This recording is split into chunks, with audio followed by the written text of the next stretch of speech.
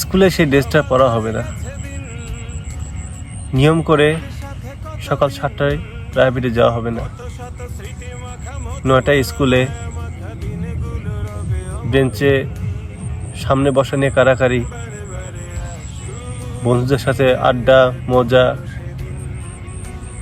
বান্ধবীদের টিটকারি, টিফিনের পর ক্লাস ফাঁকি দেওয়া, আবার 4টার সময় প্রাইভেটে আসা, জামশেদ স্যারের ম্যাথ প্রাইভেট, এরপর ইংলিশ প্রাইভেট। সন্ধ্যার দিকে বাসায় যখন আসতাম টর্চ লাইট জেলে জেলে রাস্তায় আব্বুর দাঁড়িয়ে থাকা, সেই দিনগুলো আর কখনো হবে না। সেই দিনগুলো আমরা কখনো পাবো না।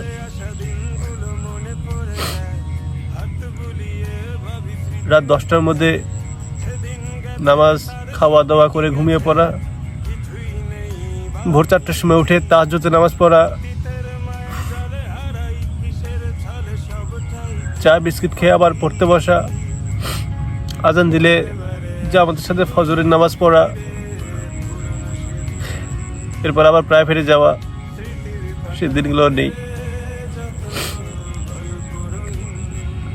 কলেজ জীবনে বন্ধুদের সাথেও অনেক কতদিন দেখা হয় না, কথা বলি না, ফেসবুকে দেখি।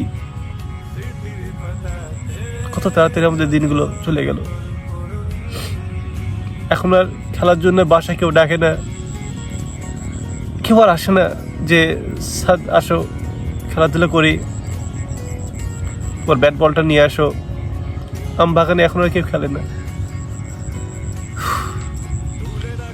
এখন আম বাগানে খেলার সময় কেউ আর গালি দেয় না।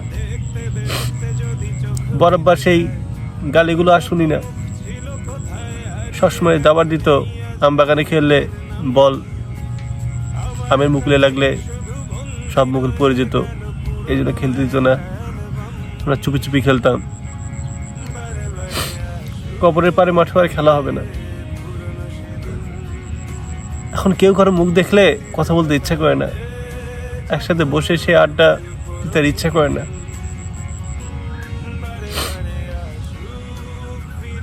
বাসায় আসার পথে বান্ধবীরা আনহা, রানী, ওরা আমার মজা করবে না আমার সাথে। আমি, ফয়সাল, রনি, শাকিল একসাথে প্রাইভেটে যেতাম, প্রাইভেটে আসতাম, স্কুলে যেতাম, স্কুল থেকে আসতাম। আসার সময় কি সুন্দর গল্প করতে করতে কতদিন সাইকেল চালাই না। কত তাড়াতাড়ি জীবনটা সব হারিয়ে গেল। আব্বু বুড়ো হয়ে যাচ্ছে, আম্মুর মাথায় চুল পাকতেছে, আমিও বড় হয়ে গেলাম। কত তাড়াতাড়ি সব কিছু শেষ হয়ে গেল।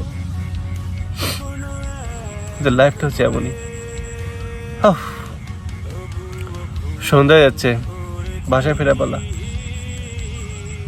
এরকম আমাদের গল্পগুলো এমনই, সবকিছু মেনে নিতে হয়।